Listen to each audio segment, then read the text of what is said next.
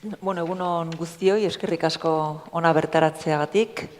Gaurko saio honetan hitz egin behar dugu euskararen ezagutzaz, erabileraz, horrengan eragiten duten faktoretaz, bere garapenaz, etorkizunerako erronkaz, eta baita ere pandemiak euskararen erabileran duen eraginaz.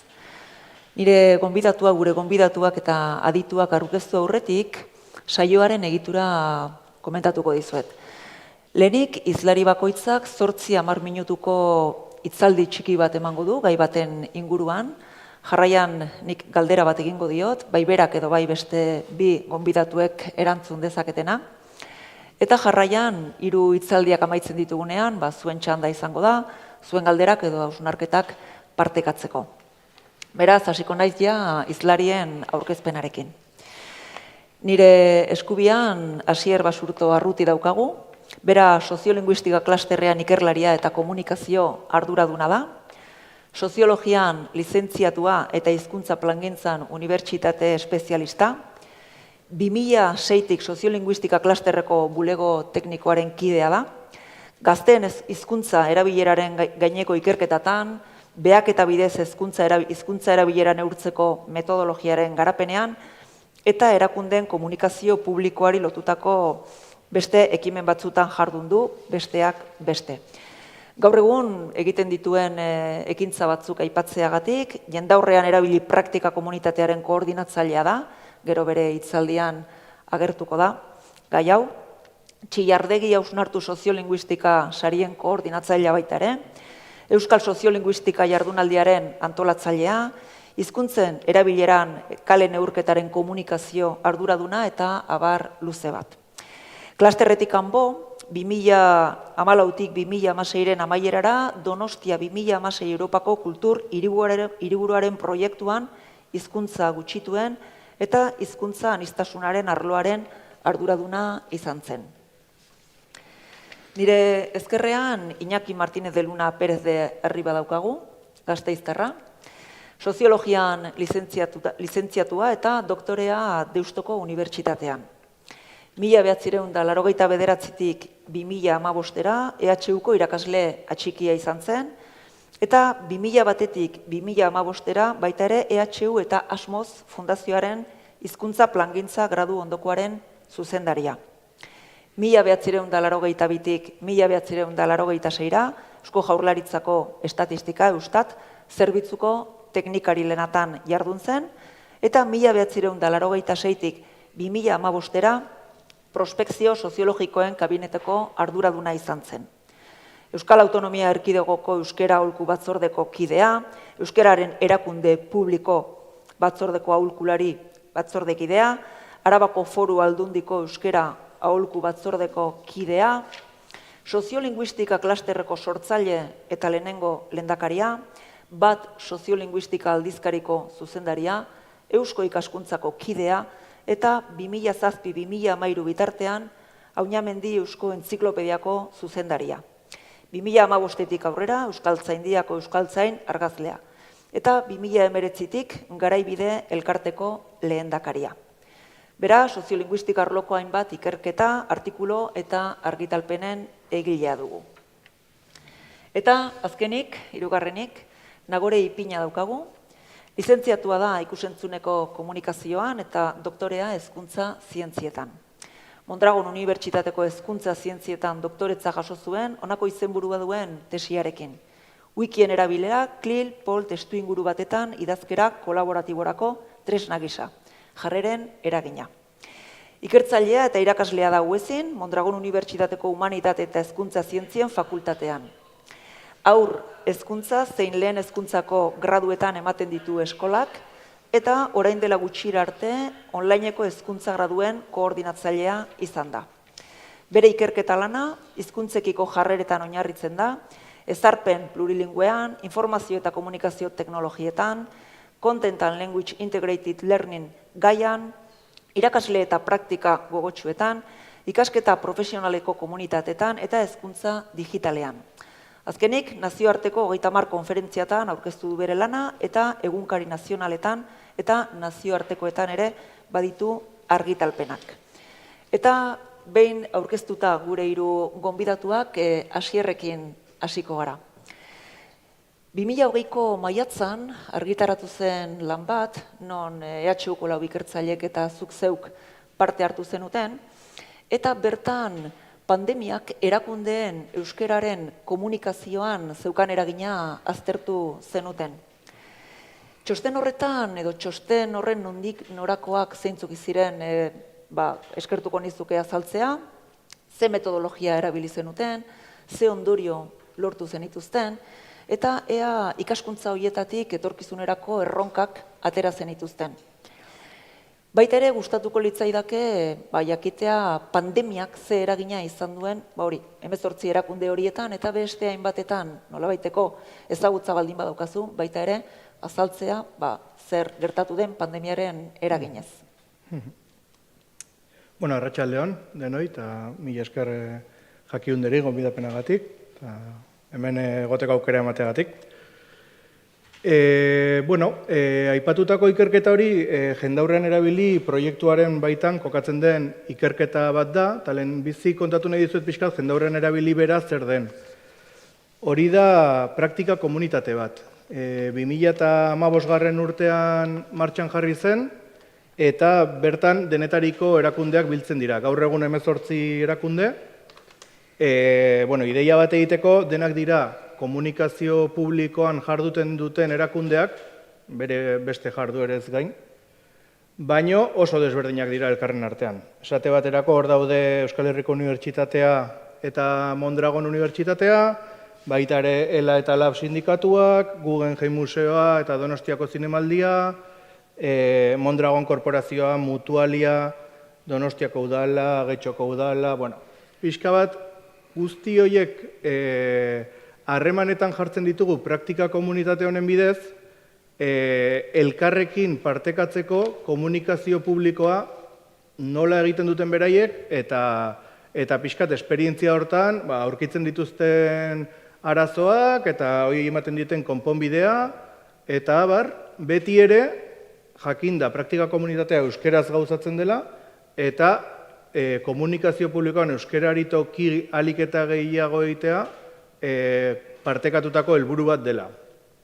Orduan, egiten duguna da, ez dute bideo horri bakarra partekatzen, baino elkarri kontatzen diote egiten dutena, elkarren gandik ikasteko eta bakoitzak balio diona hartzeko eta bere etxean erabiltzeko.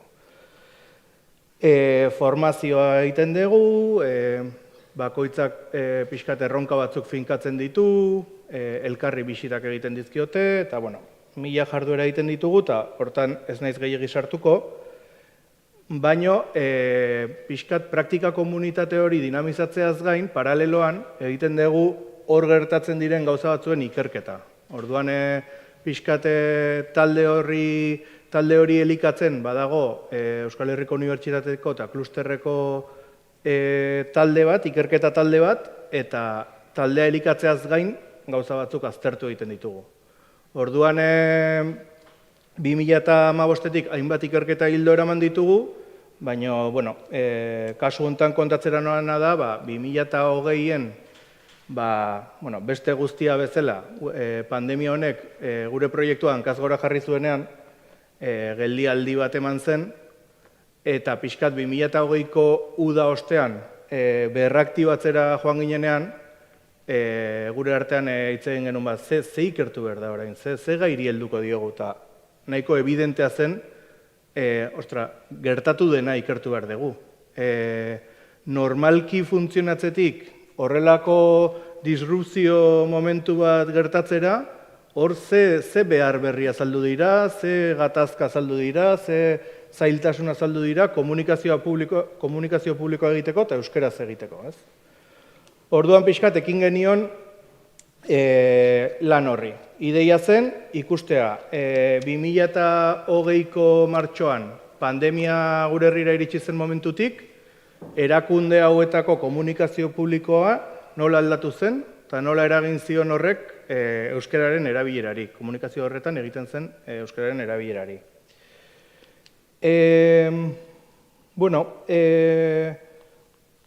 gutxi gora bera bi metodologia nagusi erabili genituen ikerketarako. Batetik eskatu genien autoetnografia bat egiteko. Nolabait, denbora lerro batean kokatzeko, 2008ko martxotik 2020 amaierara, iaia, gertatu zen abere etxean, eta denbora lerro horretan kokatzeko elementu objektibo eta subjektiboak. Erakunde bakoitzaren funtzionamenduarekin eta bere komunikazioarekin lotuta zegoen elementu guztiak idatziz kontatzeko. Ez gehiegi sakonduta ere, baina elementu nagusiak biltzeko. Eta jaso genitun, 18 erakunderen kontakizunak. Eta ondoren egin genitun focus group batzuk, pixkat ikusteko zeintzuk ziren bizipen partekatuak edo bizipen komunak, eta baita ere bereizten zituztenak edo desberdintasunak agerian jartzen zituztenak. Horren gainean idatzi genuen txostenaren mami nagusia, eta ondoren egin genuen azken kontraste saio bat, nolabait ikusteko ea taldeak bere egiten zuen, ikerlariek ikusitakoa, eta hor ikusten zuten zuzentzeko zerbait, edo. Orduan, metodologiaren detaileak eta ondoren esango ditudan ondorioen detaileak eta bar txosten osoan ikusi ditzakezu ez da txosten luza, ez dakite, 35-40 horriko txosten bada, soziolinguistika.eus webgunean aurkitu dezakezute, eta baita ere bat soziolinguistika aldizkarian eta Eusko Ikaskuntzaren mediatika aldizkarian ere. Baina beraz, aukeraketa bat kontatuko dizuet, ez aspertzeagatik ere.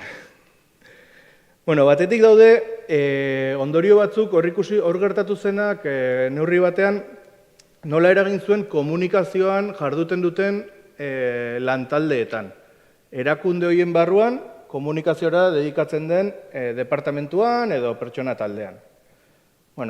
Goitik bera berrantolatu beharra izan zuten. Batetik lehenengo momentuan bakoitzak etxetik ari zelako lanean beharrak aldatu ziren, lehentasunak aldatu ziren, eta ekipoaren lan egiteko moduak aldatu egin behar izan zituzten, tresnak aldatu zituzten, online komunikazioak hartu zuen ia erabateko garrantzia eta presentzialtasuna eskatzen zuen guztia bigarren plano batean gelditu zen, eta bestalde komunikazio publikoaren bera handitu egin zen. Orduan, bakoitza bere etxetik tresnak aldatuta eta erakundeak gehiago komunikatzeko beharra du. Oso testu inguru aldakorra zegoelako eta erakunde bakoitzak kontatu behar ziolako gizarteari edo bere bezeroari edo bere langileei erabakien berri eman behar zien, eta bar. Orduan, gertatu zen komunikazio lantaldeen sekulako lankarga pilaketa eta sekulako estres eta arazoa.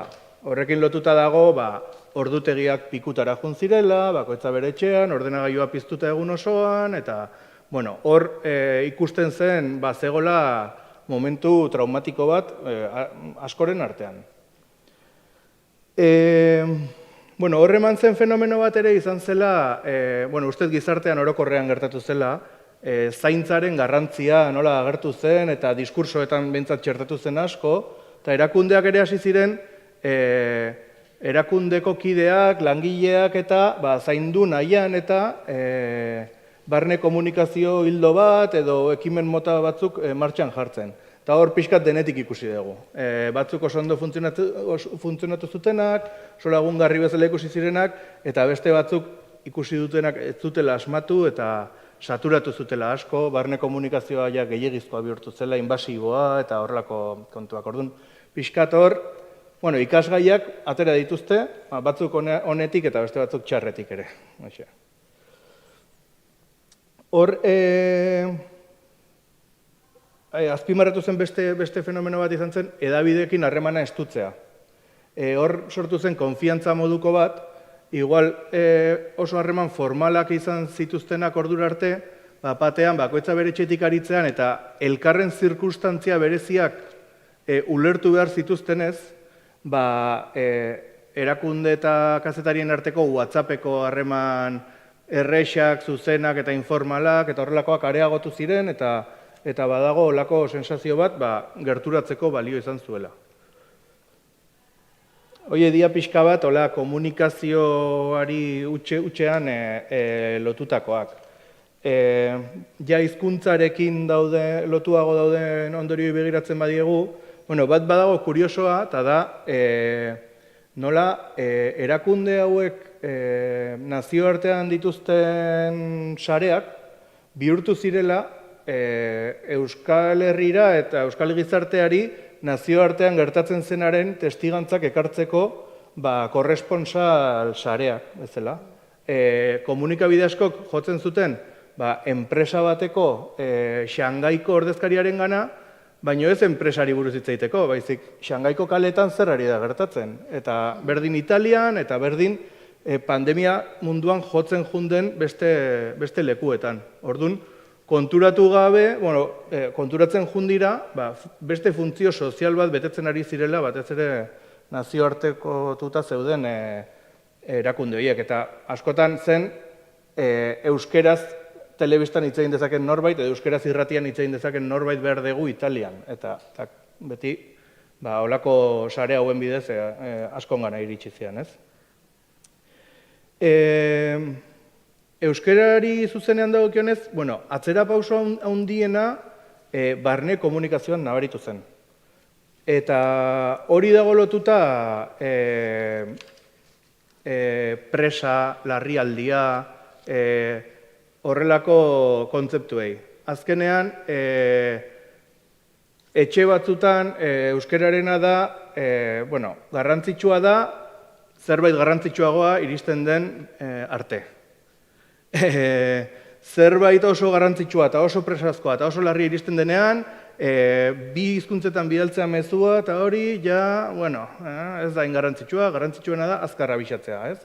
Eta hori da pixkat sensazio orokorra, pixkat larrialdi momentuan, presa momentuan eta urgentzia momentuan, euskararen erabilera galtzen atera dela.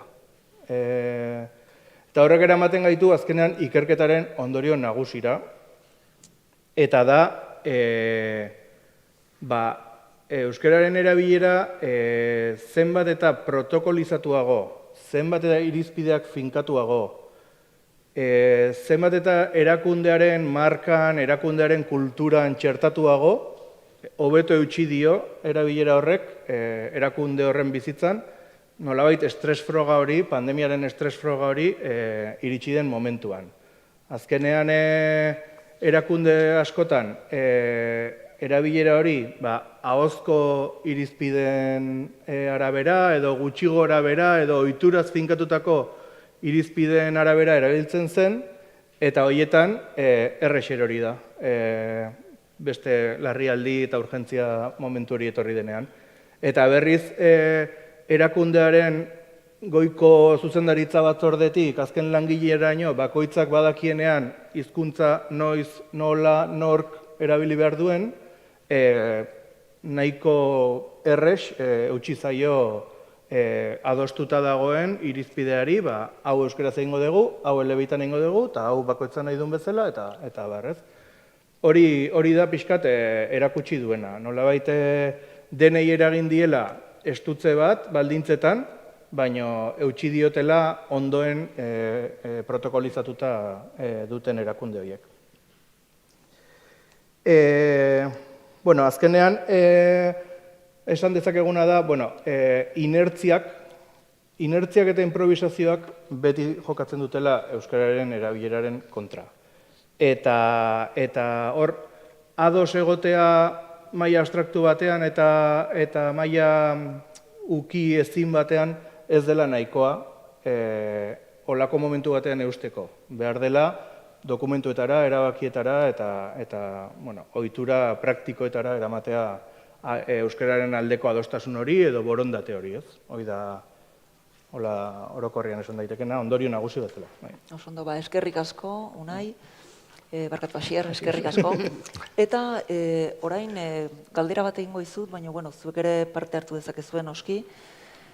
Esan duzu online komunikazioa bihurtu zala komunikazio modu nagusia. Erakundeak, ezaugarri desberdinetako erakundeak izanik, denak berdin egokitu ziren, desberdintasunak nabaritu zenituzten, eta pertsonaren ongizatea hemendik aurrera kontutan hartuko dutela pentsatzen dezue, hori ikaskuntza izan da, neurriak hartu dira, horrelako hausnarketa bat eginda erakunde hori eta, nola ikusten dezue arazo hori. Bueno, hor badago erabateko adostasuna, telelanaren aukera, online bilerak eta streaming emisioak, adibidez, 3 tresna komunikatibo horiek geratzeko etorri direla. Seguruna denek edo gehienek probatuta bazituzten, edo igual 3 tresna horiek ez, igual bat, bestia, honek azeleratu du enpresen digitalizazio prozesua asko, baina, izugarri gainea, eta nolabait, universalizatu du eta bihurtu du ezinbesteko funtzio bat langile denek edo gehienek bete behar dutena. Langile guztiek jakin behar dute orain online bilera bat egiten. Eta ikasi da, ahal izan da moduan, eta hor nik uste ere, hor badagola ohitura berri batzuk edo sortu dianak, eta denboran denok ikusi ditugunak, 2020tik 21 batera, nola egiten den online bilera bat, kamera piztu edo itzali, mikrofonoa piztu edo itzali, hasierako agurra, aurkezpenak, hori dena orain asmatu dugu. Leheno baten batek egiten zuen, Skype bat eta horrela, baina orain denok egin ditugu pila bat, orduan hori hor egon da diferentzia handia, ikasketa prozesu hortan eta bakoitza nun zegoen. Eta kuriositate bezala aipatu nahiko nuke, ezin dut esan, baina hemengo talde honetako erakunde batek erabaki zuen berak online bileretarako behar zuen tresna zela multinazional batek daukan tresna bat eta abar. Eta arazoa zeukan erabakitazulako olako gauza guztiak euskaraz eukiko zitula eta justo bere beharretara hobeto egokitzen zen tresna ez zegoen euskaraz eta lortu zuen bideratzea iristeko multinazional horretara eta pare bat hilabetetan euskaraz egotea eragin zuen. Olako esan zuen bida, guk ez dakizen bat enpresetako, ez dakizen bat langileentzako behar dugu tresna hau eta lortu zuen ere egitea eta aldatu zen. Arepen txikiak pozez hartzen dira eta... Bai, iguale gehitzearen ez, Asierrek komentau dauen horretatik, telelana baino, askotan igual enpresa batzutan gertatu dena da malgutasuna, ez? Malgutasuna bihurtu dela ohiko. Oinartian, distantziak egitera ohituta egingo zen, lanera joateko, eta oin distantzia hori gehiegizkoa, ez? Iruditu jako. Orduan, malgutasunaren horretan onlineko bilerak eta gero eta gehiago eitzen die. Hor bai adibidez, ikusi dana ikerketa desberdinetan bada, onlineko bilera hoien zentzua, ero funtzio horren arabera onlinean egiteak zailtasun gehiago ekartzen dituela aurrez aurre baino, ez? Eta saltzenaz adibide batekin adibidez. Osa, bilera bat informatiboa da heinean ez dago arazorik. Baina sormen lana, eta igual hezkuntzara, ez? Egiten dut salto, sormen lana eskaintzen dauen, ero eskatzen dauen, bilera horretan onlineak ez dau errazten elkarren arteko komunikazioa, ez? Eta orduan komunikazio hori hobeste aldera lehentasuna emotia aurrez aurrekuai. Orduan badauze erakunde batzuk hasi dienak apurua bebai ez, protokolo horrein barruan, ez, hezkuntzaren erabilera jartzen da moruan onlineko bileren, ero digitalizazioak ekarri dituen aukera horrein barruan, protokolo berriak diseinatzen, ez, zertarako bai, zertarako ez, noiz bai eta noiz ez, ez. Eta uste hori badala bebai aukera bat, ekiditzen dauelako, ez, alde batetik bestera ibiltzea batzutan gaur bezala, ez, etxetik jarraitzen da bizenak lasai ikusi alizatia hemen dauen eztabaida eta eraberian, ez, etxetik egotia. Oso ondo.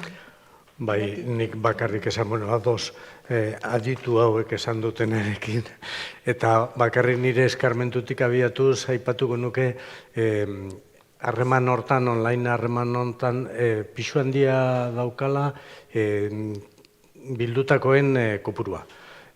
Talde txikia eta horretik ezaguna izan ezkero, harremana nahiko ondo, bideratzen da, gaiak ja horretik bideratuta ere, baina talde handi xamar batentzat eta askotan aurrean daukazun jendea ez ezaguna denean, hor galtzen da komunikaziorako ezinbesteko lotura, hurbiltasun eta beste zerbait, ezta. Adibide garbiena da eskola bat, klase bat ematea online, hainbat pantailan aurrean eta ez dakizula distraituta dauden, ulertzen duten, galduta dauden, idearik ez. Eta berriz, bileratxo bat, lau, bost pertsonaren artekoa, horretan oso ondo funtzionatzen du. Orduan, zuk esan bezala, bai, hor, segurazko eskarmentuaren arira, denok jakingo dugula noiz bai, noiz ez, zertarako bai, zertarako ez.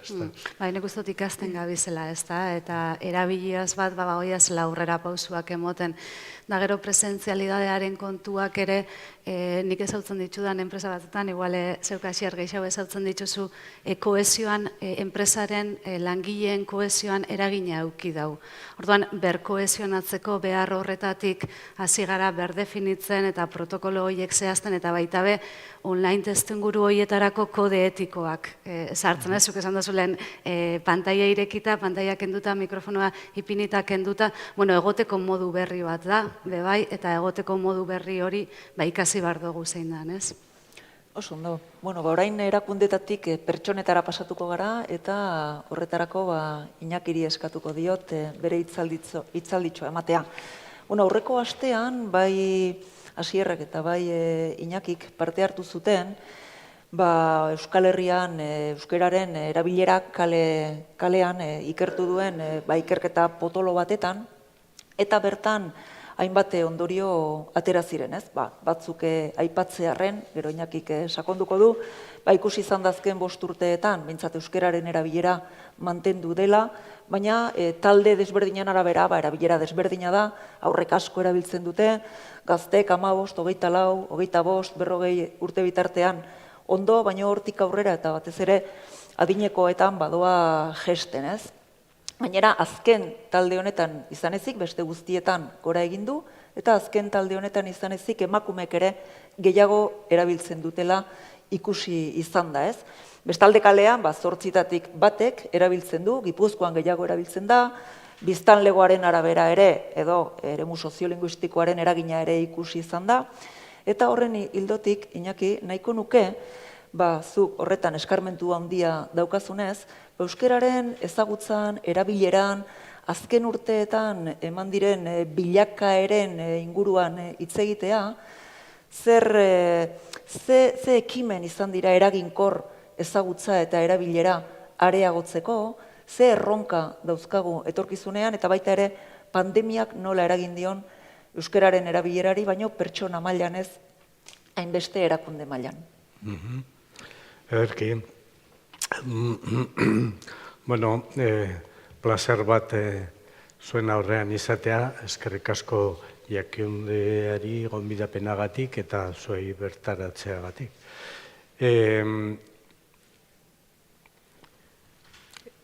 Erabilera, gaitasuna, badira nolabait 40-50 urte beste dinamika batean murgilduta gaudela, ezta?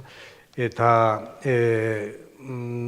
denbora tarte honetan hainbat aldaketa gertatu da gizarte mailan, bai demografikoki, bai teknologikoki, bai kulturalki, deno dakigun bezala, ezta? Orduan, horrek eragin handia izan du hizkuntzen portaeratan oro har.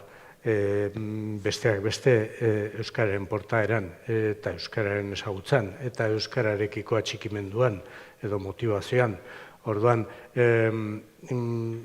zaila da parametro berdinekin belaunaldi diferenten portaera aztertzea, belaunaldi bakoitzak bizi izan dituen eta gaur egun ere oraindik bizi dituen baldintzak oso bestelakoak direlako.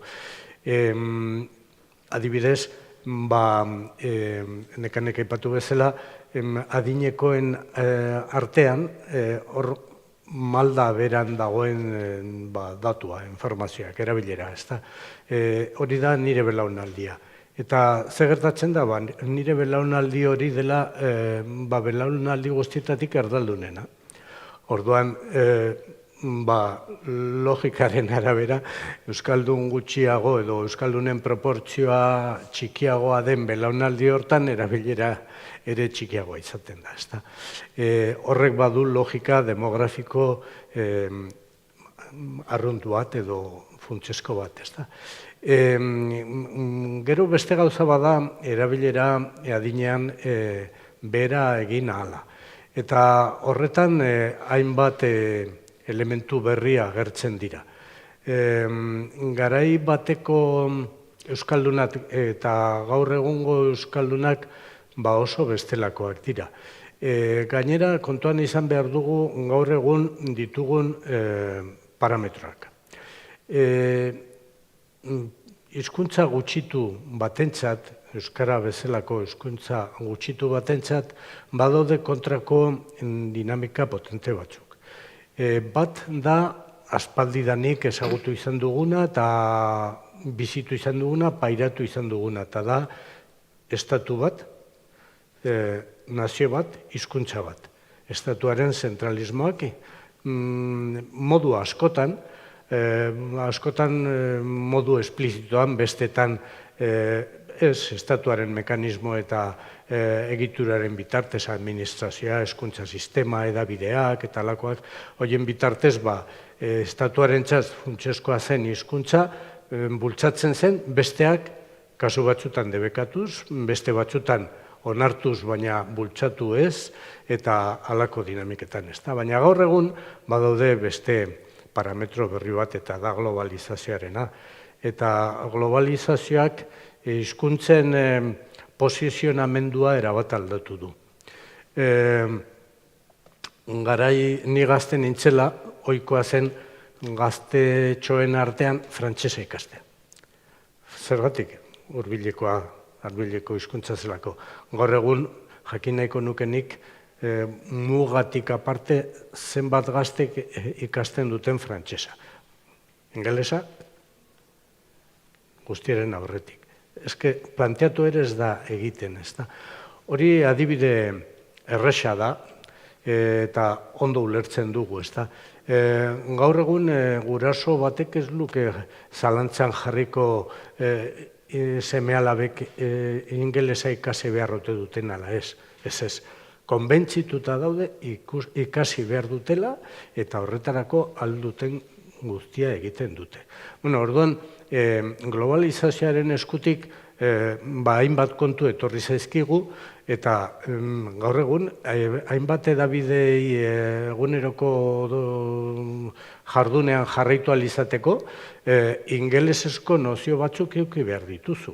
Entzuten baduzu Black Friday eta ez badakizu zer den, entzuten baduzu hainbat terminologia ingelesetik eguneroko gure harremanetan txertatu izan dena, ez bada ulertzen, jai duzu, edo lekuz kanpo ibiltzen zara.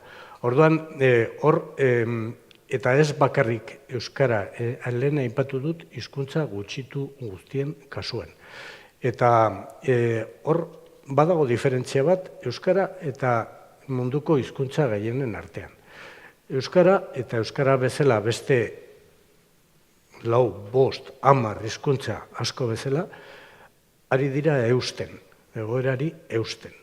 Eta gainerako munduko hizkuntzak ari dira galtzen. 5.000 hizkuntzatik, 6.000 hizkuntzatik, auskalo zenbat geldituko diren hemendik 40-50 urtera, gutxi. Belaunaldien arteko transmisioa eten egiten da. Hemen hori bermatzen ari gara. Edabide modernoetan, Euskarak badu lekutxo bat, baina lekua. Hainbat, hezkuntzan, harreman publikoetan, marko legalean, hainbat eremutan Euskarak eutsi egiten dio, eta hori gutxi izan daiteke garai batean geneukan perspektibatik ikusita, garai batean pentsatzen genuen neskamutikoak umeak euskara ikastearekin egin egingo dute. Eta hori demostratu da, ez dela horrela, logika osoaren arabera. Mikel Zalbidek idazten zuen, familitik erdalduna den ume batek, zenbat denbora ematen du euskaraz bere bizitzan, D ereduan ibilita, euskarazko ereduan ibilita. Kalkulak ateatzen zituen eta etxean ez, asteburutan ere ez, oporretan ere ez, ez dakizer ere ez, eskolaz kanpoko ordutan ere ez, 112 bat ateratzen zen. Eta orduan gogoeta da, patologikoa litzateke 112 euskaraz bizi den ume batek euskarara joera izatea. Berezko joera da erderara izatea. Bueno, hori da hemen daukagun egoeretako bat. Eta nire adinekoen artean etzen gertatzen ze, edo etxetik ikasten zen, edo helduen ikaste eta alfabetatzaren bitartez, edo bestela ezerrez.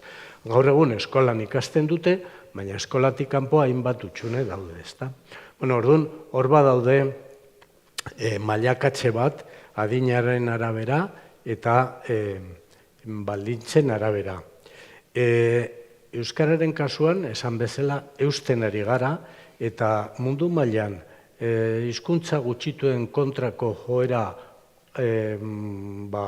erraldoi horri aurre egiteko gai izan gara, eta ari gara izaten.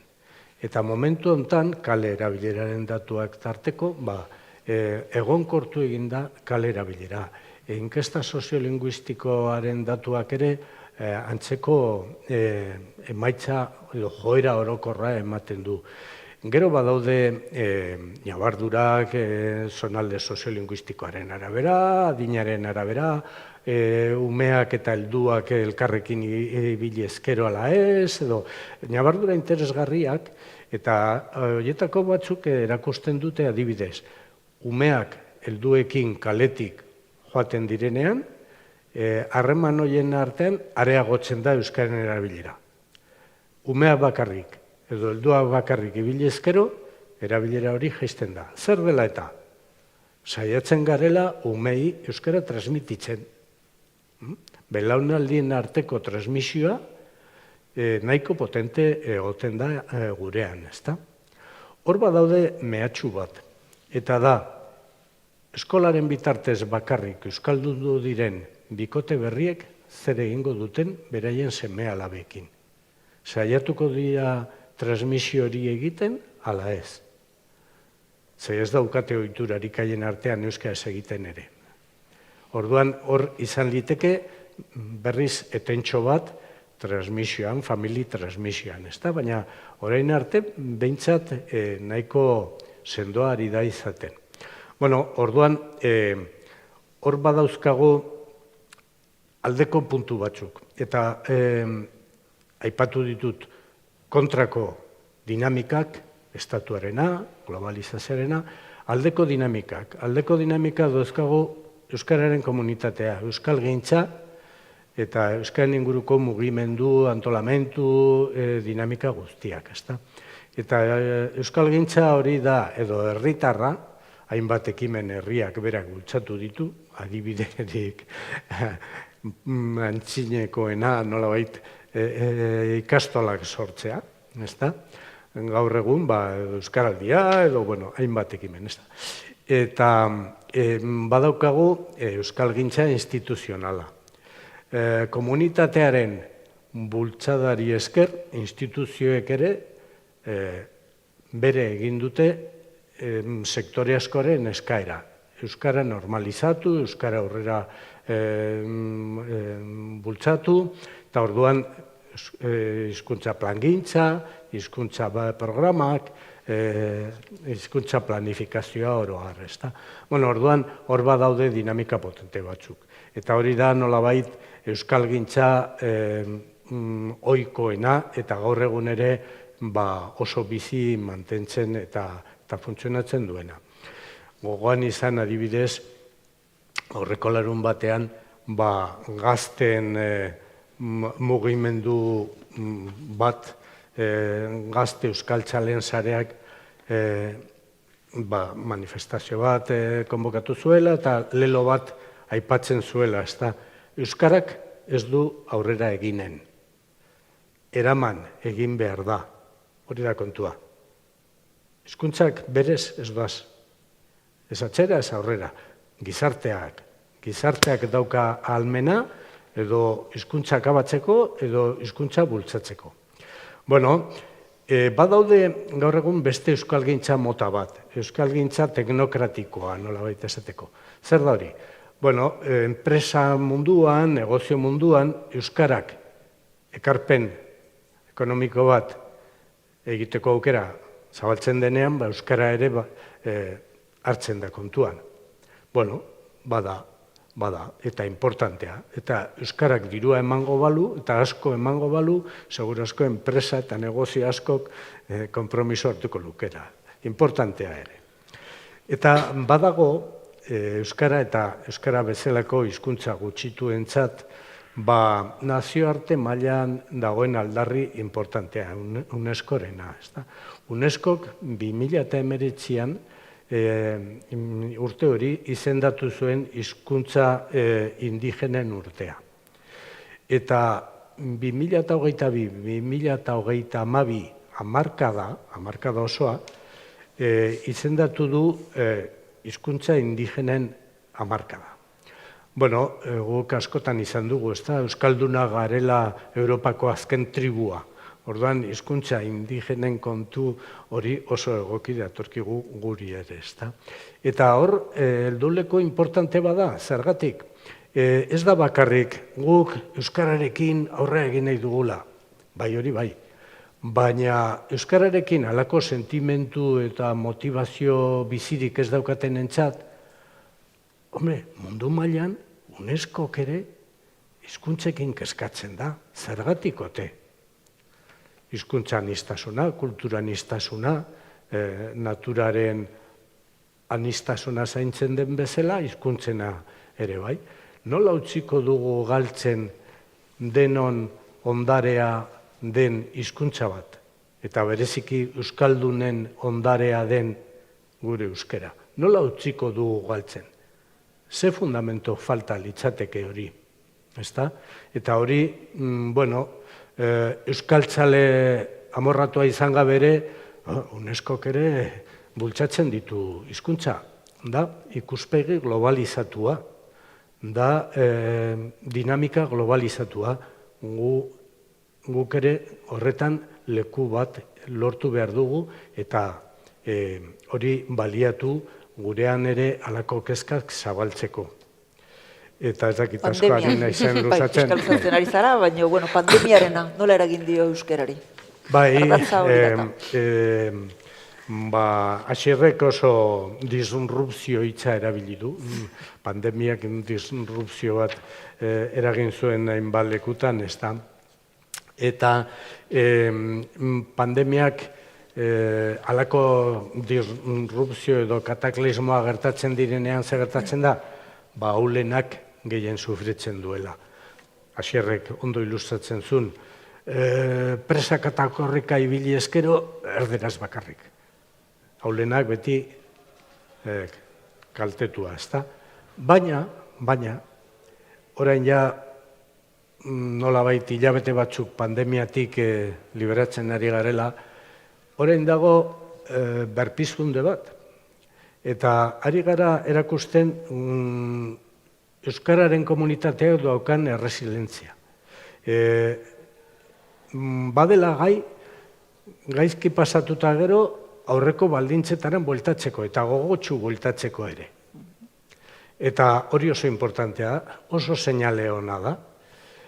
Pandemiak ez gaitu akabatu, ez da gutxiago ere, eta gainera gogotxo gaude hemendik alik eta indartsuen eta konbentzituen eta ateatzeko, ez da. Orduan, zorionez badaukagu pandemiaren disrupzioa, eta baita ere erresilientzia ahalmen hori, ez da? Oso, ondo, Iñaki, eskerrik asko.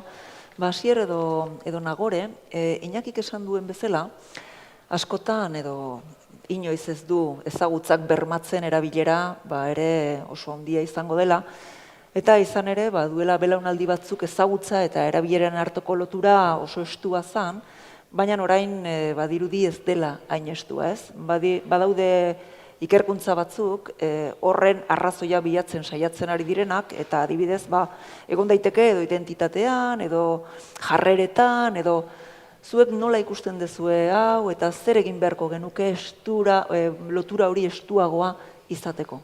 Bai, horren adibidez, importantia da gazteengana hurbiltzea, eurei galdetzea, askotan ikerketak egiten ditugunean, egiten ditugu kanpotik, euren ahotsa numero bat izango balitz bezala, eta bai iruditzat euskararen kasuan, gazteengana hurbiltzea, ikustea zeintzuk dien arrazoiak, benetakoak, jakintzatik, ezagutzatik, erabilerara trastenditzeko, apur bat jakintza ezagutza eta erabilera batera joan daitzezen importantiak diela. Guk ipini barik zeintzuk dien arrazoiak eurengandik ateratzea, eta horretarako egia da behar dela denbora, behar dela egotea eta behar dela espazioak ematea.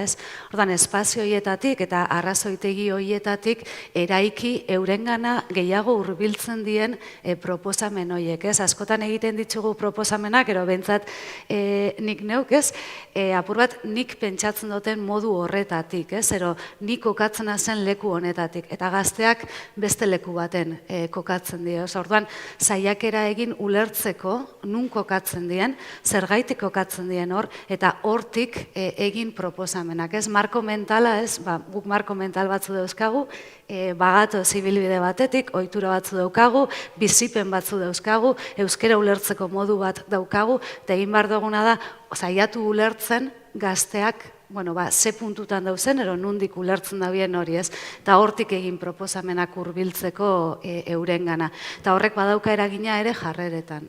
Azkenean, jarrera bai da oinarrizko elementu bat erabilerarako, ezagutzarako ere, baina bereziki erabilerarako, eta erabilera horretan garrantzia handia dauke ohiturek. Ze ohitura hartzen ditugun, eta bereziki nerabezaroan, apur bate mudak ematen dien momentu honetan, horretan indar berezia jarri, arrazoitegi horiek topatzeko, eta ohitura horiek euskeraren erabileraren, euskera erabiltzen jarraitzeko kasu batzuetan, eta euskera erabiltzeko beste batzuetan, horien alde proposamenak egitea. Asier? Bai, hor badago pixkat profil aldaketa hori, lehen aipatu dena, orduan duela 30 urte euskalduna nagusiki euskera etxetik eta familiatik jasotako profil hortakoa zen, eta gaur egun gazteetan gazte euskaldunen gehiengoaren lehen hizkuntza ez da euskera. Eskolatik jaso dute. Orduan, horrek ja beste lotura batzuk ditu. Garai batean, tradizioarekin, familiarekin eta mundu intimo horrekin ere lotzen zena, gaur egun lotzen da euskeraz hitz egiteko behatz altxata esaten dizun irakasle batekin, eta erakunde publikoetako gauza ofizialekin, eta gauza horiek dira gaztaroan bereziki baloratzen ez direnak. Orduan, urruntze bat nolabait ulergarri izan daitekena. Bestaldetik dago gazteek helduarora alik eta lasterren hurbiltzeko daukaten gogo hori. Orduan, hor erreferenten gaia ere oso garrantzitsua da. Heldu izateko modua, baldin bada gazteleraz egitea, horra ere joko dute. Eta beraz, nik uste pixkate Nagorek esan duen bidetik, entzun eta hori bai, baina foko guztia hor jartzeari ere utzi egin behar zaio. Gizarte osoaren erronka baten aurrean gaude, azkenean bai klima larrialdiari aurre egitea edo genero parekidetasuna lortzea bezala oso erronka konplexua, gizarte osoak ez badio heltzen, eta gainea bide praktiko eta pauso praktikoak eman horri heltzeko, diskurso hutsak eta aldekotasun etereoak ez du balio. Osea, plan bat behar dugu, poloak ez urtzeko bezala, euskararenari irtenbide bat emateko, hala baldin bada adostasun soziala hor dagoela, ez? Oso ondo. Eskerrik asko, erakundetatik pertsonetara joan gara eta pertsonetatik hezkuntzara joango gara. Eta horretarako, Nagoreren esperientzia hemen daukagu, bera hezkuntza eta digitalizazioan aditua da, horren inguruan lan handia egin du. Eta Nagore, zuri galdetu nahiko nizuke edo zure hausnarketa ezagutu nahiko genuke, hezkuntza, digitalizazioa, euskera, bai maila ez unibertsitarioan, bai maila unibertsitarioan, ze urrats eman dira, zein da gaur egungo egoera, ze erronka dauzkagu, eta gero baita ere lotu pandemiak ze eragina izan duen baita ere onlinearekin eta euskerari nola eragin dio hezkuntzaren eremuan. Ados, igual, azkenengo horretatik hasiko naz, bai. Egia da pandemia hasi aurretik eta gaur egun bai badauzkagula ero bazazela kezkak, ez da euskeraren gaiaren inguruan, oin urten berri da inkestak bentsat, arnazgune bat emoten dozku, ero bentsat beruzko tendentzia bat ikusten ez dela ikusi du, baina bazazen kezkak, bazazen apur bat, euskeraren erabileraren inguruko alertak piztuta, bai, erakunde desberdinetatik, izan eskolak, izan kontseilua, izan jaurlaritza, izan bazauzen, ez da, beldurroiek, ez da. Eta pandemian egia da, testu inguru horretan, egunerokoan euskeraz, eta Iñakik hitzaldi erdia kendu doz, baina, euskera testu inguru, hezkuntza testu inguruetan erabiltzeko aukerak asko gutxitu ziela. Erabileraren eta hezkuntzaren balioetako bat bai da elkarrekintza sortzeko aukera emoten dauela. Pandemiarekin eta digitalizazioarekin eta egun batetik bestera eskola guztiak ixtearekin batera, elkarrekintza horrek ere eten bat jasan zauen. Eta eten hori, eten horrek eragin zituen ere arrakala desberdinak. Danok oso konstiente gara, egoera desberdinetan, egoera oso zaurgarrietan egon diela ikasle batzuk, eta gainera horrei gehitzen badut zau, testu inguru, etxean, testu inguru ez euskaldunetan kokatzen dien ikasleak ziela, ondiok eta gehiago, ez? Orduan hor bai egon da mehatxua handi bat, eta egon da zailtasuna handi bat, aipatu ditugun erronka hauei aurre egiteko, ez? Kontrara egon dira esperientzia oso interesgarriak bai, ez? Eskola batzuk, ero unibertsitate ezberdinak, ero fakultate ezberdinak, zeinak ikusi dauen, elkarrekintza hori sustatzeko proposamenak egitea posible zala, ez da? Orduan, egon dira adibidez, bereziki ahozko aurkezpenetan, erabileran arretagunea jarri dauen eskolak, idatzizkoan ulertuta, egunero, online espazio horietan irakurketa bermatzen zala eta zerbait idatzi behar zala, baina ahozkoa geratzen zala kanpo. Eta bereziki, talde zuk esan duzu Iñaki, talde handiak zauzen testu inguru horietan. Eta talde handiak onlinean, askotan igual irudikatzen ditugu 35-koak, baina talde handi bat onlinean 10-tik gorakoa handia da. Elkarrekintza hori sustatzeko kopurua behintzat 10 baino gutxiagokoa izan behar da. Orduan, egon die esperientzia desberdinak, inspiratzaileak izan aldienak ere, etorkizunera begira, apur bat, saiatu dienak, euskerari dagokionez kontutan hartzen espazio horietan sortzen ziren elkarrekintzak, baina kontutan hartuta bebai, ikasle bakoitzak behar desberdinak izan dituela pandemian zehar bizi dauen testu inguru hori kontutan eukinda, ez? Egon die ere komunidadea implikatu dauen esperientziak, eta uste dut horrek balio erantzi badaukala, hemendik beha aipatu da lehen ez gizartearen erronka bazala, eta eskola batzuk ulertu daue komunidadearen erronka bazala ere ikasleei pandemian zehar, izan hizkuntzai dagokionez, ero izan beste behar batzui dagokionez laguntza hori emoteko modua, ezta? Orduan, horretatik abiatuta importantea izan da, eta hau autokritika bada eta kritika bada, eskolara bueltatzerakoan, pasaudienian hilabete horiek diagnostiko bat egitea, ze egoeratan hau zen gure ikasleak, izan unibertsitate mailan, izan hezkuntza ez unibertsitarioan, ezta? Izan emozionalki, ze hemen be aipatu dira hainbat gauza, eta izan hizkuntza eta kasu honetan euskararen erabilerari eta ezagutzari dagokionez. Ze askondako atzera pausua izan da. Baina eskolara bueltatu garenean eta jende askok egin dau, ez, diagnostiko hori, baina ez danok, ez dau danokein. Ikusi ikasle horiek bueltatu dienean, ze egoeratan zauzen, eta nola eraiki hortik hezkuntza prozesuak, ero proposamenak, ikasle horiei aurrera pausuak emoten laguntzeko. Ez uste dut, diagnostiko hori importantea zala, eta denpora gutxi eskaini dut zauela horri, ez? Egia da, irakasleok bebai, geto zela, ez apurua nekatuta pandemian egindako esfortzu horren ondian, ostean, eta nahi ginuan azan berriz gelara sartu, berriz ikasliekin egon, eta berriz eguneroko aktibidade horiei horrek aktibatzea, ezta? Baina ezin duguna ahaztu da, eta nekan hau zuk nik baino gehiago jakingo duzu, hizkuntza badala pentsamendua eraikitzeko prozesu bat, eta hizkuntzarekin eraikitzen dugula pentsatzeko modua. Eta horregatik nik emungo notzan bere biziko garrantzia ez zaintzeari, ze hizkuntza bakoitzak dauka bere mundu ikuskera, eta bere pentsatzeko modua, eta norbanakoaren pentsatzeko modua hortik eraikitzen dugunez, iruditzen bat bai dela importantea esfortzu berezia egitea momentu honetan, bai hezkuntzatik eta bai gizarte erronka bezala ez, euskararen ezagutzatik erabilerara pasatzeko momentu honetan. Eta egia da, pandemian zehar ere gauza hon bat eukidogula eta digitalizazioak ekarri dozkula barkatu.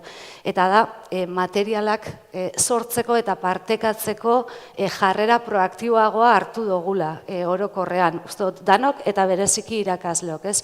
Ulertzen dugu gauzela momentu baten zeina laguntza behar dugun, eta material horiek sortu ala, zarean ipini ditugu danon eskura, behar zauen horrek hartu, berrerabili, berregokitu, eta euren ikaslei eskaintzeko. Eta uste dut dela zerbait oso lotuta dauena ere, uste dut euskaldunen izaerarekin, dela proa partekatze hori, ez, danon artean egite hori, eta uste dut hori ezin dugula galdu, ez, hor badauela ikaskuntza bat egin duguna, eta, portaera batzuk hartu ditugunak, eta portaera horiek egonkortzea interesgarria dala, ez. Orduan, lehen esan bezala, elkarrekintzak, zailtasunak eduki ditugu elkarrekintzarako, baina gauza interesgarriak be topau ditugu, ez?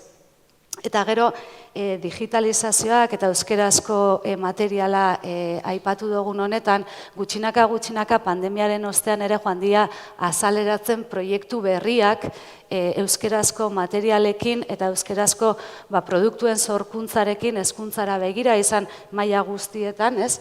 Eskaintza hori egiten dauenak, ez? Oen gutxi bebai ikusgela, badauz hainbat proiektu gainera irekian, ez? Aproba begirada horrekin sortzen hasi dienak.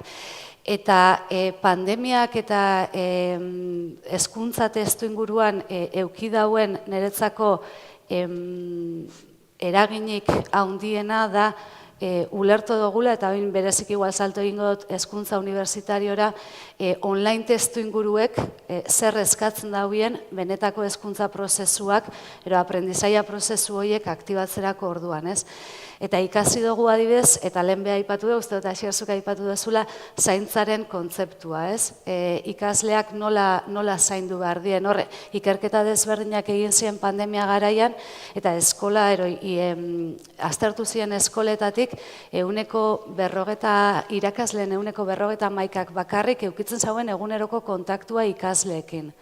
Orduan, zaintza hori oso importantea da online testu inguruetan, eta orain artean ez gara oso konstiente izan horrek daukan inpaktuaz, lehen beha aipatu dut, konexio, apur bat kolaborazio horrek euki dau abia puntu interesgarri bat, eta uste dut hori mantentzeko apustua egin behar dugula.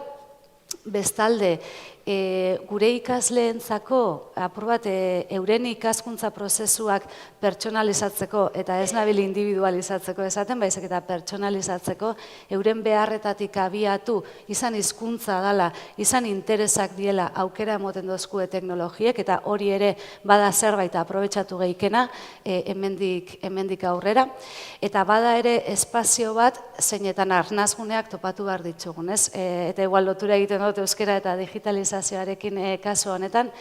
Euskarak arnazguneak behar dituen bezala, testuinguru digitalizatuek ere arnazguneak behar dituzte. Orain berkonfiguratzen ditugunean, gure espazioak eta onlinea hezkuntzan ere hainbat prozesuetarako geratzeko etorri baldin bada, oso kontziente izan behar gara arnazgune horiek, apur bat digitalizaziotik kanpo geratzen dien espazio horiek ere zaindu behar ditugula guk geuk, ezta. Eta hor, digitalizazioa, berriro bueltatuta hezkuntzara, digitalizazioa orain artean, askotan tresna bezala ulertu dugu, ezta? Tresna batzuk, lehen batzuk aipatu dituzuzu, beste milaka egonaldie, eta milaka tresna horrein zentzua da topatu behar duguna. Digitalizazioa hitz egiten dugunean hezkuntzan, ez da tresna bezala erabiltzea, baizik eta da hezkuntza proiektuaren mesedetan erabili alditzugun tresnak die. Eta hori lotzen da ere, ze tresna mota erabiltzen ditugun, ze hizkuntzetan, eta ze testuingurutan gauzen. Ze testuinguru bakoitzak, eskola bakoitzak bere hezkuntza proiektua baldin badauka, bere hizkuntza proiektua dauka, orduan digitalizazioa hor kokatu behar da. Ezin duguna egin da, planteatzen dugun digitalizazio prozesuak, planteatzen ditugun digitalizazio planak, justo kontrakoak izan. Eta ondorio hauki bai hizkuntza proiektuen garapenean, eta ondorioz gure ikasleen hizkuntza erabilera eta hizkuntza ezagutzaren garapenean, eta hezkuntza proiektuan. Orduan, digitalizazioaren beraren kontzeptualizazioa bai aldatu da pandemian zehar. Ulertzen dugu digitalizazio eredua izan behar dela digitalizazio bat zeina arduratsua dan, zeina jasangarria dan danontzako eta iraunkortasun terminotan eta osasuntxua dan danon terminotan. Eta hor ez bakarrik pertsona bezala, baizik eta bai hezkuntza terminotan eta hizkuntza terminotan ere nik uste dut hor badaukala ekarpena, baina horrek eskatzen dau denbora eskaintzea norberaren zentrotik, izan unibertsitatea, ero izan eskola, ze eraiki nahi dauen, ze digitalizazio mota eta koherentia izain den apurat bilatzen dauen eta helburu daukan horrekin, ez? Orduan, borobiltzeko aurretik zauzkagun kezkak hizkuntzai dagokizunez hor mantendu die, hipotesia zen kalte handia egin dauela pandemiak, egia da egin dauela, baina apur bat resilientzia horretatik ez da, eta abiatu egin dien diagnostiko hoietatik proposamen berriak egin diela, digitalizazioak ekarpen bat egin aldauela, hainbat alderdi indartzeko eta ikasleen testuinguru eta ikasleen beharren arabera pertsonalizatzeko hainbat bide, baina definitu behar dugula zein dan nahi dugun digitalizazio eredua. Oso ondo, eta amaitzeko azken gai bat jarriko dut mai gainean, ja pandemiatik aratago, ja gure entzulei parte hartzeko aukera eman aurretik, pentsatzen dut guztiok daukagula buruan erronka demografikoa. Azken, urrengo 20 urteetan izango ditugu askoz jaiotze gutxiago, eta gainera, ja gaur egun azken urteetan ere, jaiotzen diren aurren 29%, euskaldunak ez diren familietan jaiotzen dira. Beraz, horrek aldatuko du, bai hezkuntzan erronka berriak jarriko dizkigu mai gainean, eta baita ere euskararen erabilerari dagokionez, oro har ere erronka berriak jarriko ditu mai gainean. Beraz, zuen iritzia jakin nahiko nuke, nola aurre egin diezaiok egun horrelako erronka erraldoi bati, eta ze aurre ikuspen dauzkazuen buruan. Nahi duenak. Hor pixka talde demografikotik bi gauza daude ez, bat da jaiotza tasaren bilakaera eta bestea da migrazioen realitatea ez. Azkenean gaur egun Euskal Herriko biztanleria gutxi gora bera mantentzen nahi da, pixka bat azten poliki-poliki, baina ez da jaiotza tasa horren eraginez, baizik migranteen etorreragatik ez. Zentzu hortan, adibidez, oraingo kale neurketan ikusi dugun datu bat da, azken 15 urtetan jatorri atzerritarreko herritarren proportzioa bikoiztu eta hirukoiztu egin bada ere, euskara eta gaztelania ez den beste hizkuntzen erabilera ez da mugitu, lehen zegoen mailatik. Horrek zer esan nahi du? Duela 15 urte iritsi zirenak, duela 13 urte ja kalean gazteleraz hitz egiten ari zela, eta duela 10 urte etorri zirenak, duela 7 ja gazteleraz hitz egiten ari zela, eta nolabait egokitze bat egoten da lurralde honetan nagusi diren hizkuntzara. Zentzu hortan, nire ustez nolabait erronka litzateke euskaldunak, euskaltzaleak eta euskerari tokia egiten dioten irizpideak dituzten erakundeek hartu behar dutela harrera linguistikoaren egiteko hori bere bezala. Zentzu hortan, uste nolabait lidergo bat hartu behar dutela hor, euskararena kontuan hartzen duten sektore eta erakunde horiek.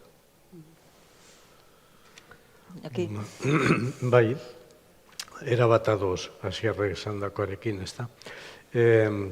Nolabait, pausotxo bat gehiago emango nuke, horrek daukan garrantzia azpimarratze aldera.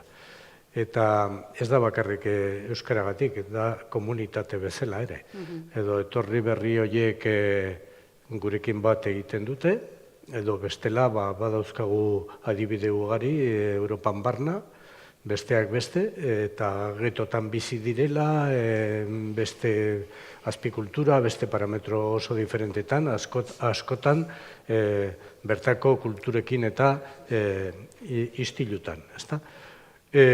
Bueno, hor badaude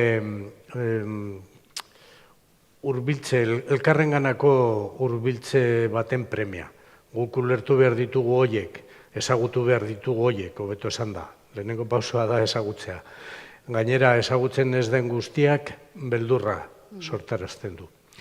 Lehenengo ezagutu, gero hurbildu eta ez dira askotan uste bezain arraroak eta bezain arriskutsuak.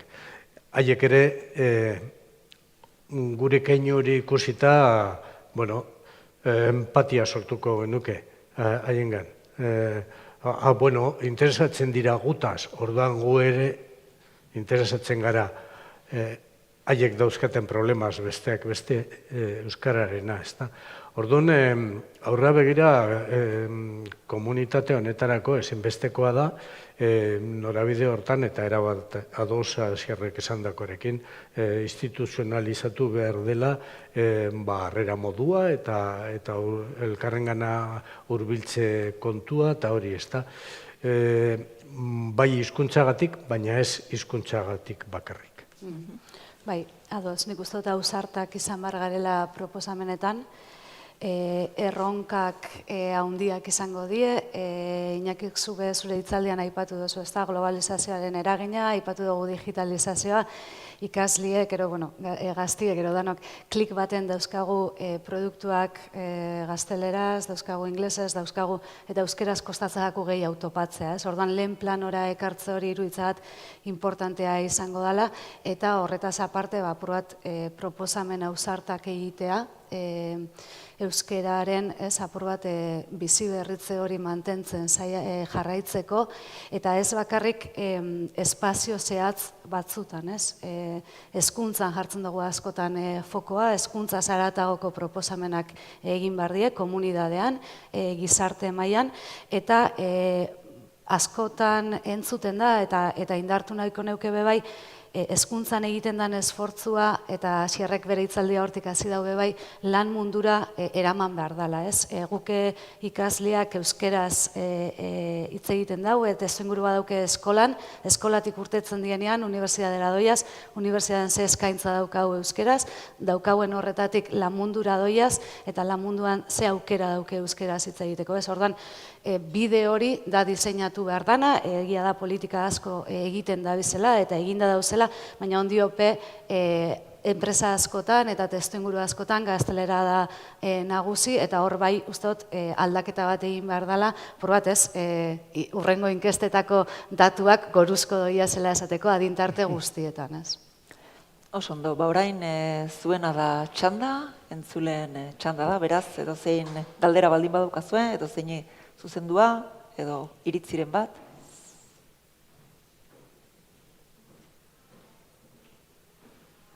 Jokelin. Arratsaldeon, mila esker, oso interesgarria izaten ari da. Esan duzuen guztia, nik azken tartean aipatu duzuena, migrazioaren inguruan eta demografia, eta ez dakit zuei ze iruditzen zaizuen, baina nire ustez behar bada, abantaila bada, etortzen den kanpotik datorren jende asko, jada elebiduna badela, ez? Ez dela hizkuntza bakarra daukana. Orduan ja hori badaukate ohitura bat, hizkuntza bitan gutxinez hitz egiteko, orduan beraientzat ez luke izan beharko, edo nire ustez behar bada ez da hain bitxia, ez? Leku batera iristea eta ikustea hor bi hizkuntza daudela, ez? Eta orduan esaten zenun bezala, ez? Hasier, aukera bat ikusten baldin badute bi hizkuntzetan murgiltzeko, nik uste paus hori emango luketela. Hori da nire iritze personala. Ezakit, zuek ze pentsatzen duzue horren inguruan? Bai, egia da, hizkuntza bat baino gehiago hitz egiteak, jakitzeak, ulertzeak, eta apur bat hizkuntzaren zentzuak emoten dituela aukera gehigarriak, ezta? Bai hori ikasteko, eleaniztasun gehigarri baten markoan adibidez, eta bai horren erabilerarako. Eta uste dut hurbilpen interesgarria dela, ez? Iruditzen jat, zu komunitate berri batera zoia zenean, testuinguru berri batera zoia zenean, sentitzea, ez? Badauela komunitate horretan ere norbait zu bezala, ez? Hizkuntza ezberdinetan aritzen dela eta gainera ulertzen dagoela zergaitik hortik hurbilpen eta Iñakik lehen esan dago, ez? Ezagutzeak ematen dutzun aukera hori. Orduan aprobetxatu behar die espazio horiek, baina instituzionalizatu behar die prozesu abiapuntzko prozesuak. Bai, hizkuntza bat baino gehiago dakitela, bai, zorionez, horietako askok, bai. Kontua da, ze percepzio dauzkate ezagutzen dituzte hizkuntzen horien gainean. Ez ote da izango, eta hala uste du dela, hizkuntza bat boteretsua, Senegaletik, frantsesa, eta gainontzeko hizkuntza guztiak, dira, etxetik ibiltzeko modukoak, eta ez harro egoteko modukoak. Eta berdin zait, Ego Ameriketatik, edo kitxuak, edo aimarak, edo ez dute estimatzen beraien hizkuntza. Beraien komunitateetan, oraindik beraien hizkuntzen aldeko aposturik ez delako egin, ez da piztu interes hori, balio hori, ez da. Orduan, hizkuntza bat baino gehiago jakinda, ona etorrita eskema erresa da, erdarak balio du, euskara, ez. Orduan egiten dute beraien pertzepzioaren transposizio bat hemengo egoerara ere, ez da. Hori da nire beldurra. Hor, egia da, Iñakik esaten duen bezala, ez? Batez ere jatorri atzerritarreko jendean artean, azteko 50% baino gehiagok gaztelania dakar, bere jatorriko lurraldetik. Orduan, hemen egokitzeko prozesua 0 behar du. Eta beste guztia aukerazkoa da. Euskara ikastea gaur egun, euskara erabiltzea herri hontan gaur egun aukerazkoa da, beretzako. Orduan, nolabait, bertako biztanleriarekin bezala berdin autu bat da elikatu beharrekoa. Eta hor, pixkat hizkuntza-aniztasunaren balioa, mundiala, bioaniztasunaren balioa aitortzen dugun bezala, da prozesu bat gizarte osoak egin behar duguna. Bertakoek kanpotik etorritako hizkuntza horiei errespetu bat eta aprezio bat eta balio bat emateko eta bakoitzak berak ditun hizkuntza desberdinak baloratzeko ere. Eta hori, nik uste hasi dela horrematen paradigma aldaketa motel bat, baino asko dago egiteko eta garai batean guk ere ulertzen genuen hemen bi hizkuntza zeudela, eta orain ikerketek erakusten digute 100 hizkuntza baino gehiago hitz egiten dituztela, pues, Donostian bizi diren pertsonek adibidez. Eta horrek, bueno, aurreiritzi asko puskatzen ditu, ez?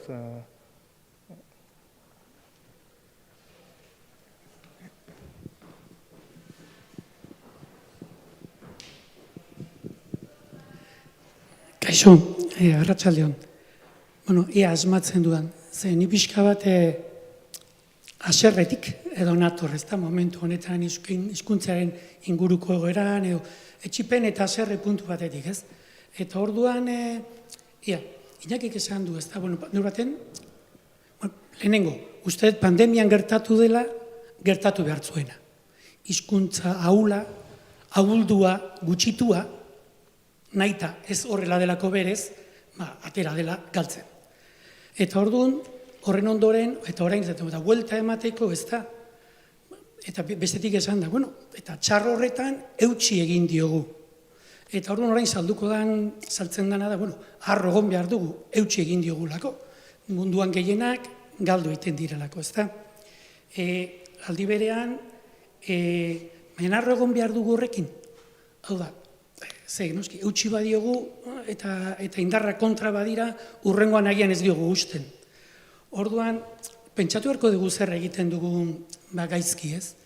Eta nik zote, eutxi diogula, eta Iñakik aipatu du, badagolako euskara egiten duen, euskara komunitate bat, euskalgintza bat, nahiko indartua zetorrena aurretik ikastola sortu zituen, eta horrek egin duela ustea, ez da?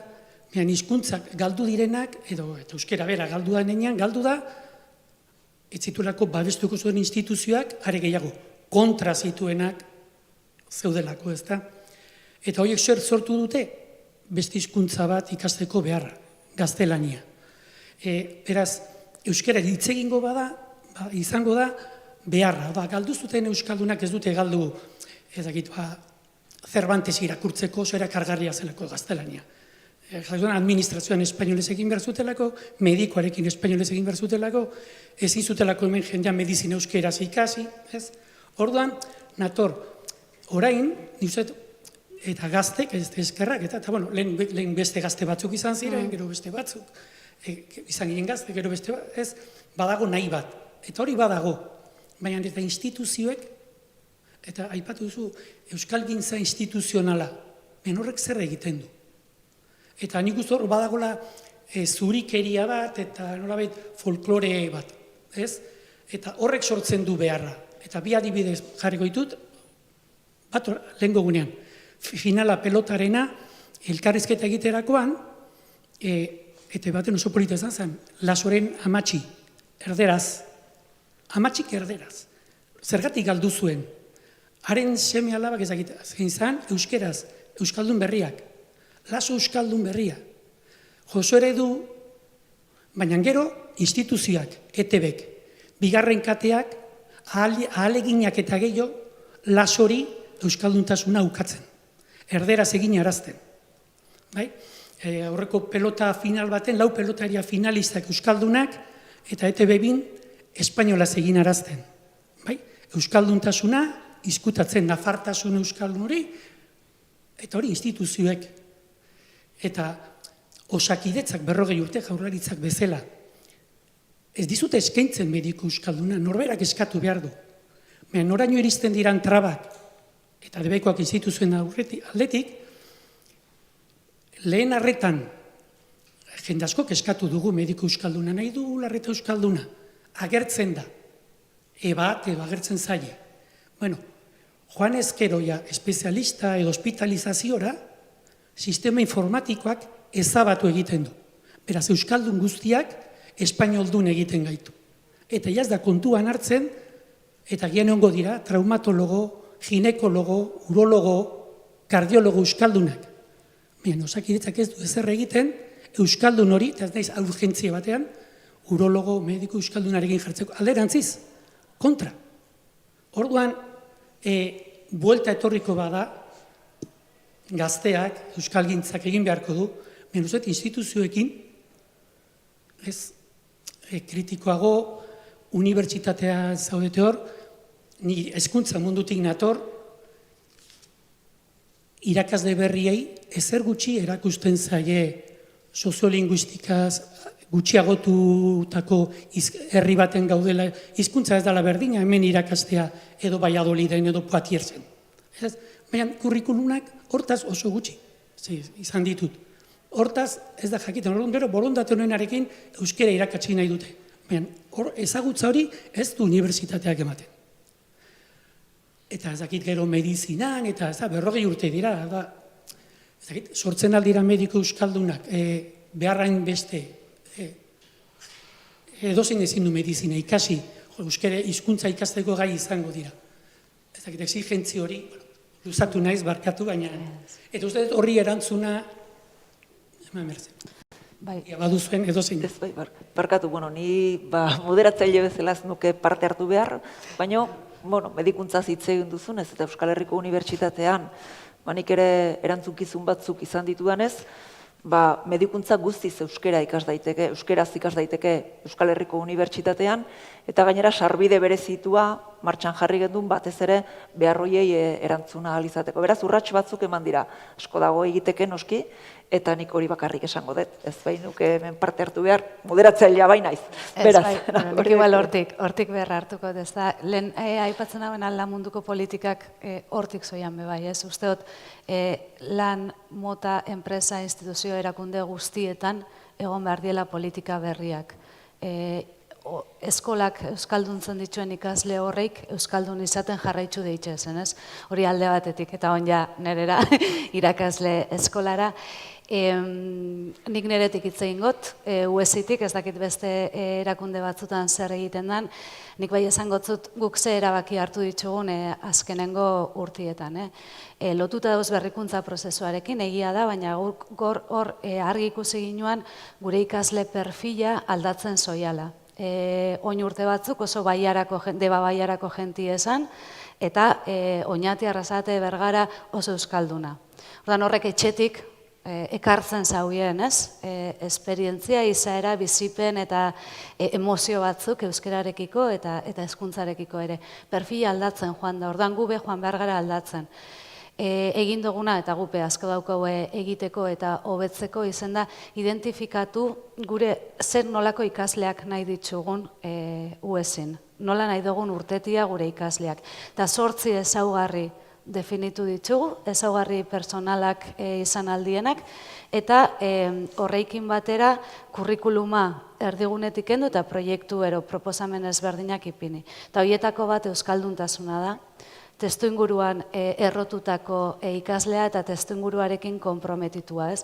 Eta hor, adibidez, guretzako bai importantea da lantzen joatea, gehiago lantzea, orain arte landu ez ditugun, ondo landu ez ditugun gauzak, ez? Ordan, edozein ekarpen beti ongi etorria, egiten gabitz saiakerak, beti daue hobetzeko, baina bai usteo badaukagula ardura, guk erakunde bezala eskaintza hori egiteko alik eta esanguratsuena apur bat etorkizunera begirako berme horiek eukitzeko, ez?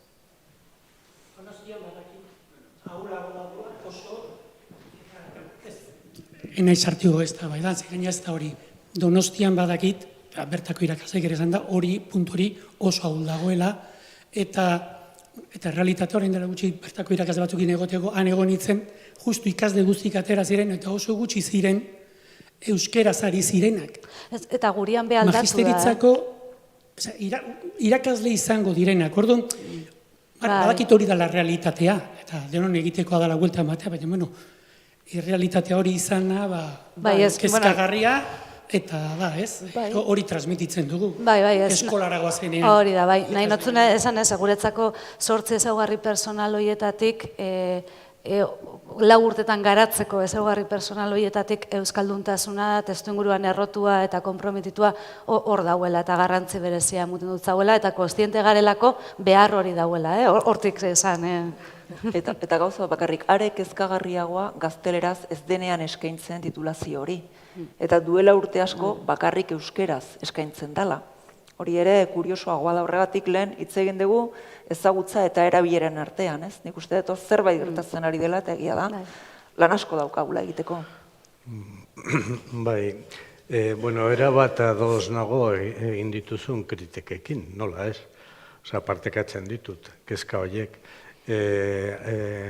Horiek bezalako hainbat adibide jarri daitezke mai gainean dudari gabe, ezta?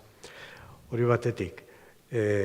Bestaldetik, bueno, ni Garabiden nago, eta Garabiden egiten duguna da, mundu mailako beste hizkuntza komunitateko lagunak ekarri, lagunak hitz egiteko modua da, edo teknikariak, edo arduradunak, edo konpromiso duten pertsonak ekarri formatzeko.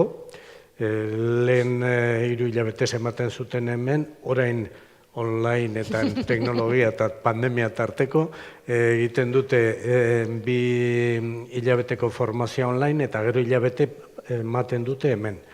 Hemen ematen duten bitartean bizitatzen dituzte ikastolak, bizitatzen dituzte Goiena, Berria,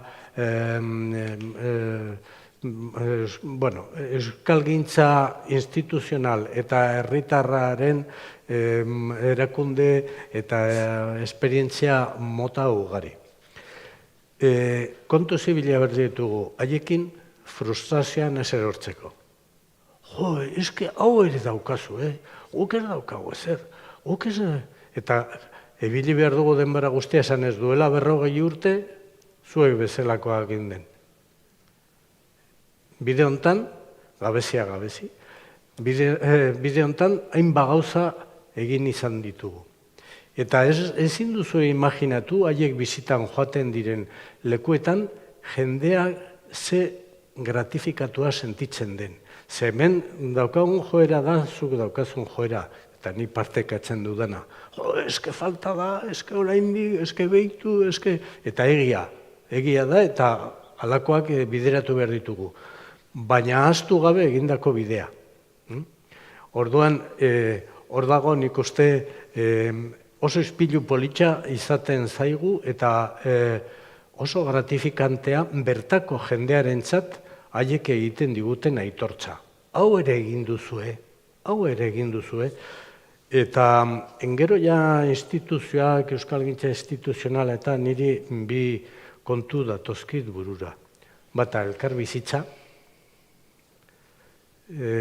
komunitate hontan 100% ez gaude euskaren inguruan parametro berdinetan, inondik inora. Hori nola kudeatzen da, lehen Asierrek aipatu du elkarbizitza, eta elkarbizitza niretzat funtseskoa da edozein komunitateetan. Aurre egiteko orduan, gure hizkuntzaren inguruan planteamentu diferenteak egonda, nola kudeatzen duzu. Hor, ibili behar duzu instituzioetatik askotan, eta beste elementu bat, eskaera eskaintza. Hau da, merkatuko konzeptu hutsa. Eskaera eskaintza, edo burura etortzen zait iparraldeko euskara teknikari batek aipatzen zidana. Hori gara, denda handi batzutan edo ez dakiz, euskara sartzen, eta bertakoek esaten digute, zertarako, hegoaldeko guztiak etortzen direnean erderaz egiten badigute. Eta bertan ere bai. Zenbat ahalegin egiten dira hainbat lekutan, eta ez ditugu baliatzen aukera horiek.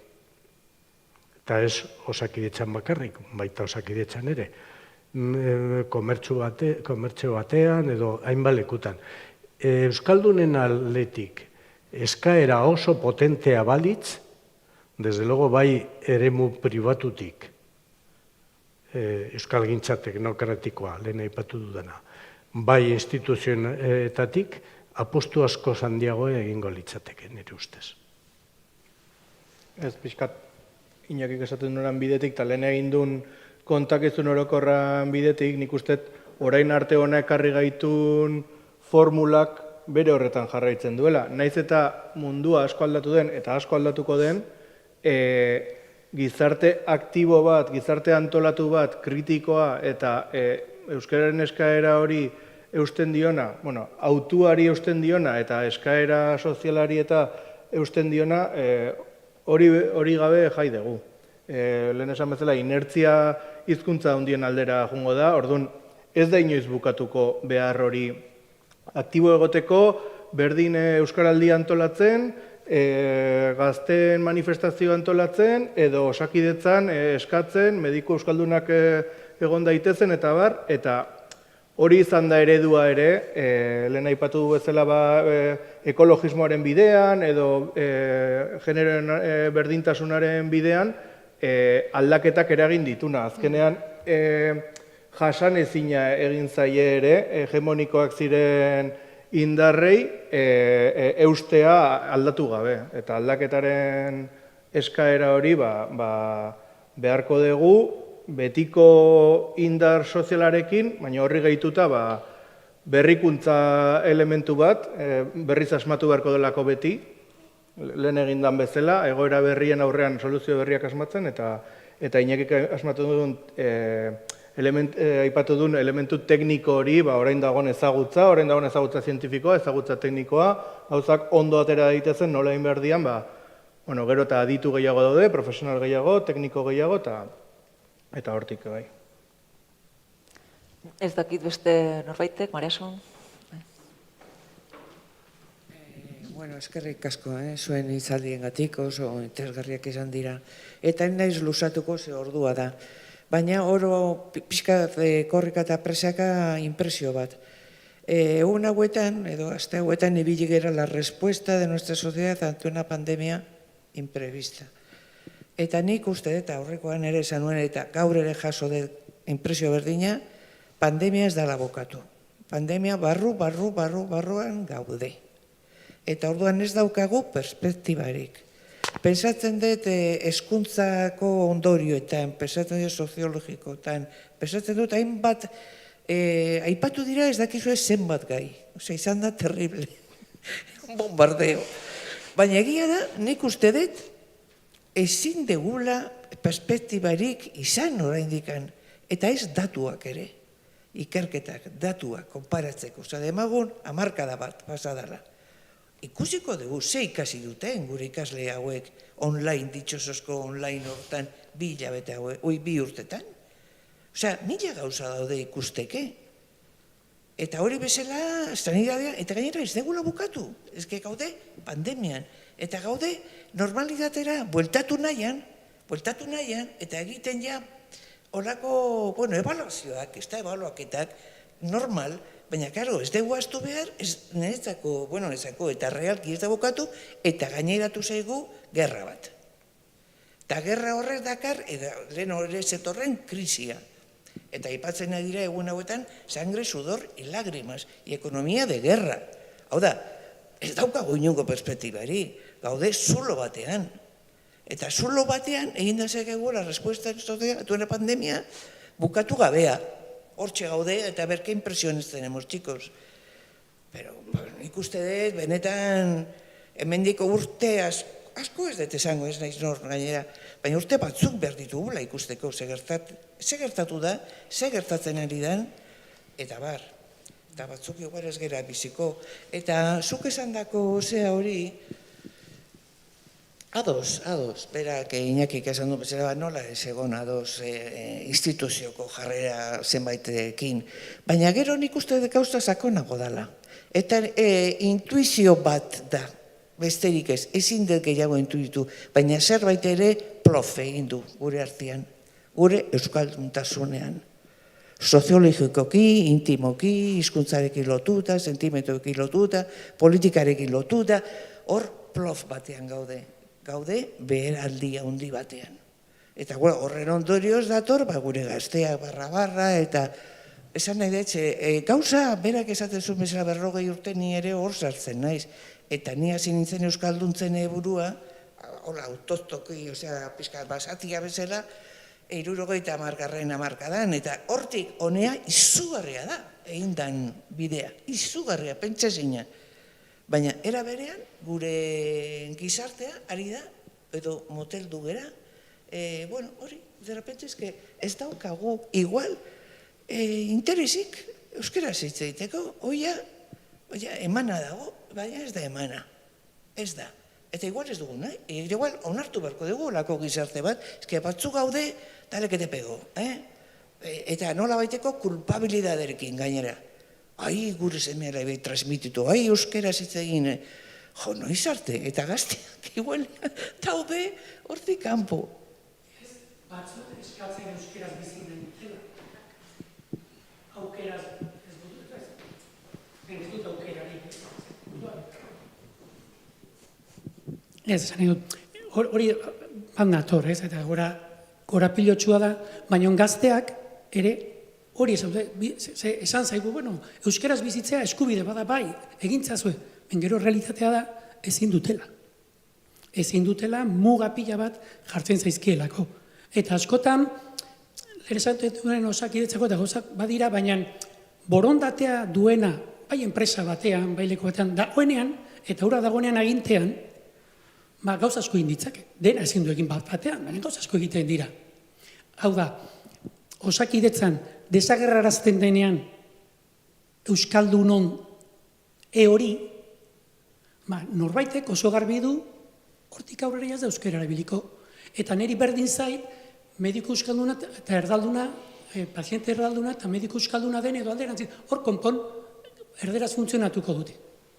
Eta hor nahita, norbaitek nahita, ez denek, norbaitek nahita itxiten ditu bideak. Edo nahita batzuk ajolagabekeriz, ez jakintasunez, baina hau da, ez da zaila. Eta gaur egun informatikoki oso horreza da, eduen medikua eta eduen pazientea baldela elkartu. Urgentzi baten beri zait txineraz ere hartatu nazaten. Baina erreza da. Baina desagertzen baditute horiek, baina badakigu nola egingo da. Bai? Orduan badaudela gauza batzuk ere, eta emakumena esan dugu genero ikuspegitik, badago egin nahia, baina egon da ere salaketa, ez? Eta hizkuntzarenean uste dut oso politikoki zuzen mugitzen gera, eta herritarroi eskatzen zaigu euskaraldian, egintzazu euskeraz. Egintzazue eta egin saiatu, eta gero hori agintzen duena, aldi berean ari da kentzen, ez dakit, hortik doa. Bueno, nik uste dut amaitzeko unea dela, hausnarketa oso interesgarria izan da, gaur egungo egoera aztertu dugu, diagnostiko bat egin dugu, etorkizuneko erronkak, nik ez nuke nahi behintzat ikuspegi negatibo batekin gelditzea, uste dut erronka asko ditugula, baina aurrera pauso anitz eman ditugu, beraz, Asier, Iñaki, Nagore eta entzule guztioi, mila esker hemen gurekin egoteagatik.